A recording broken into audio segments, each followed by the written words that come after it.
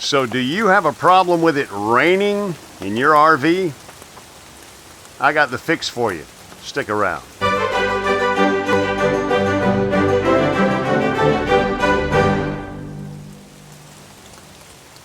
So is it raining in your RV? It's all a byproduct of the air conditioning process.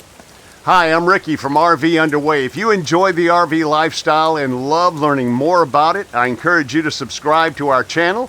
Give us a thumbs up if you like this video. Also, leave us a comment and ring that bell to be notified when new content is available.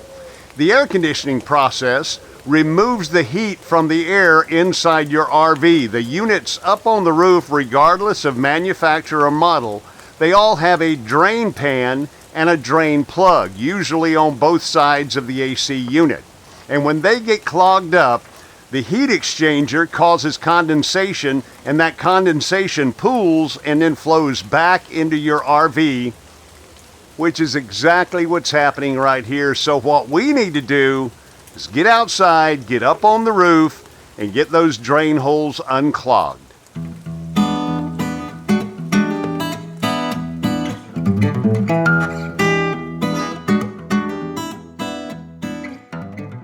Remember, when you're working up on the roof of your RV, be very careful.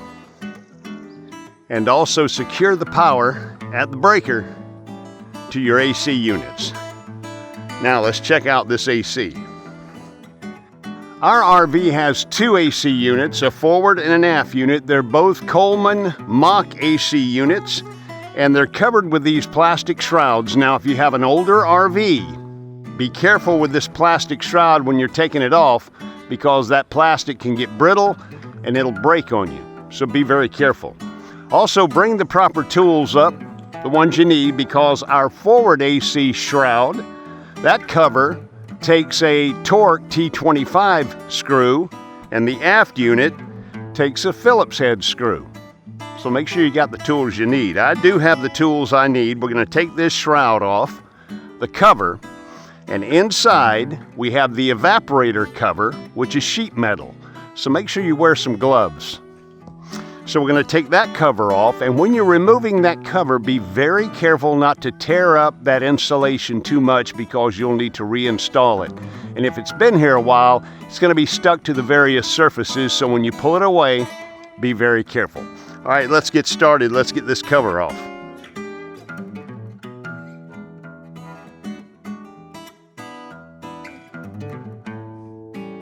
Now with the screws out, we're going to remove the cover. We're going to lift up on the front, because there's three clips right up here under the front. So we're going to lift up on the front and lift up on the back and lift it right off.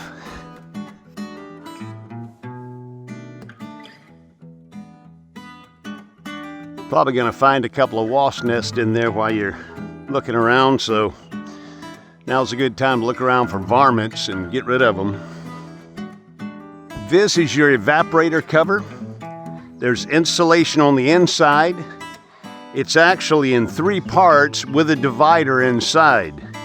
So we're going to remove this cover and lean it forward, and we're going to take the two sides off.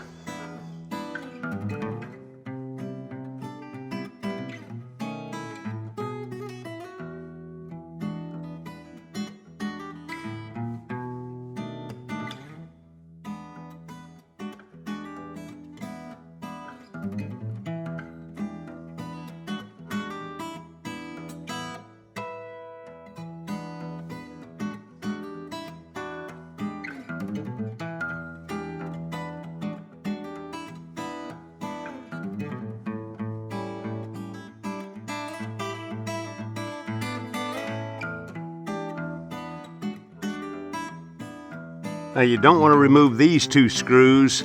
They hold the control panel on the inside. Just get these over here. Now with all the screws removed, you're ready to take this evaporator cover off. But like I said, be careful of the insulation that's on the inside. It'll be on both side panels and cover this entire area. So be careful taking this off.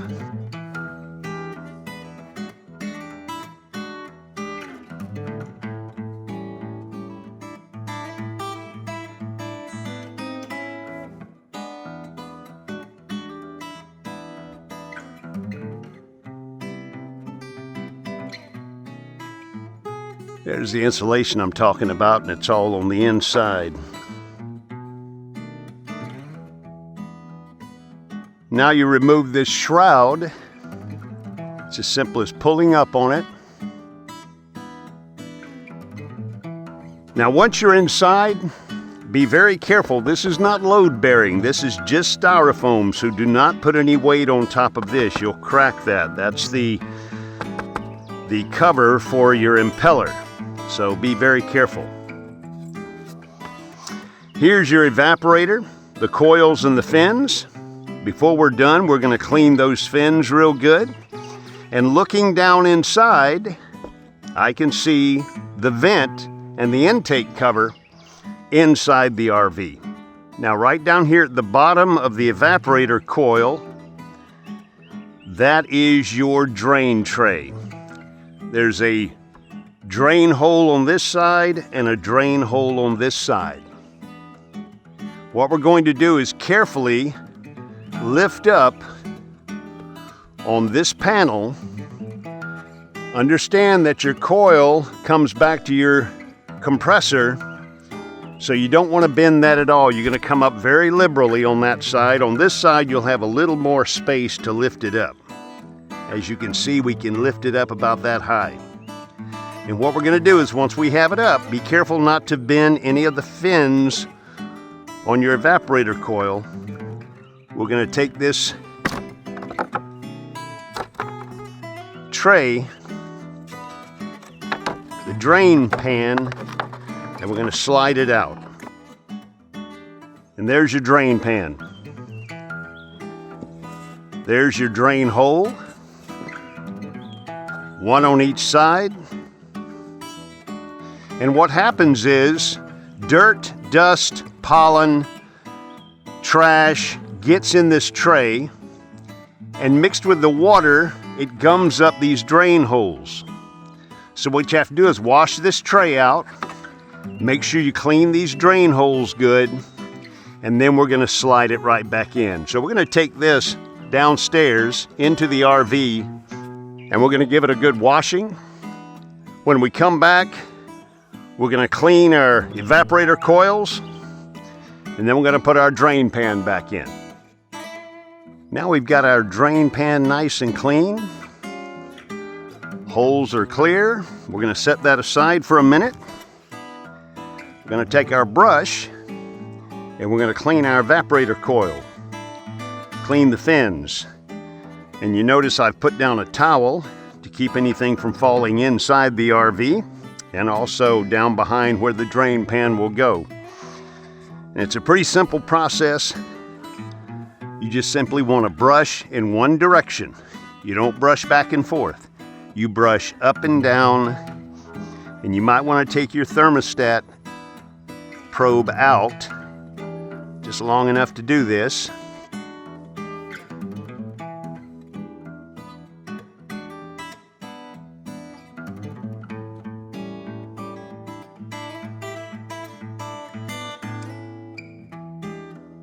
Now, if you're in an area where you have access to water, you can put some plastic over your intake to the RV and maybe rinse this coil out. Or if you have access to air, high pressure air, you can blow this coil out.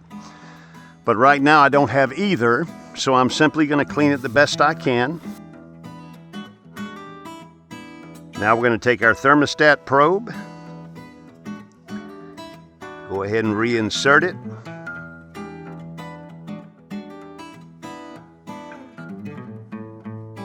Now we're going to carefully remove the towel, slide the drip pan back in, and start the reassembly process.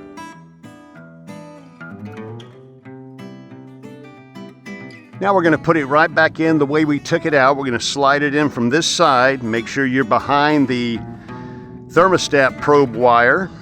So we're going to lift it up on this end very carefully. Start our tray back in.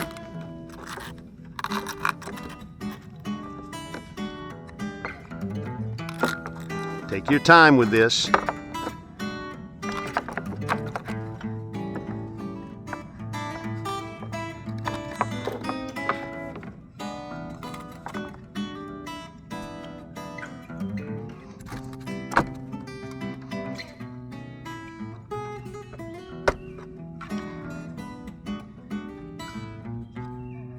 And you know you'll have it in place when your drain holes slide through the hole in the actual AC frame. And it's sitting flush at the bottom. Now this AC unit looks very good. All of the installation is in place. The hamster cage in here rolls freely. That's the impeller. And also the fan for the condenser coils all look good, and there's no play in the bearings. So I think we're good in here. We're gonna go ahead and put it all back together.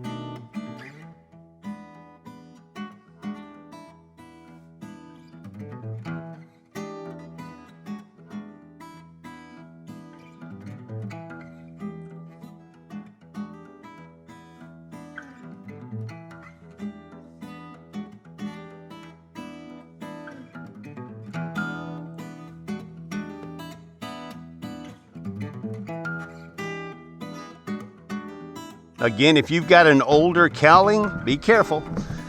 They get brittle and they will break. Make sure you snap it down over the front.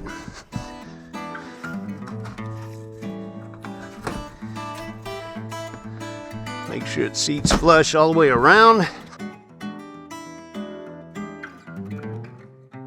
Then you go ahead and put your screws back in.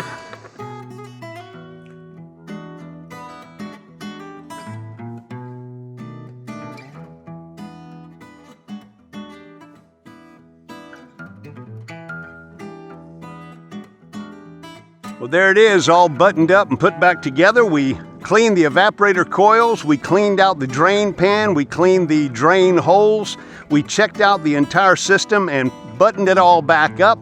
Looking pretty good here. We still need to go forward and take care of that AC, but I'll wait for it to get just a little cooler before I do that.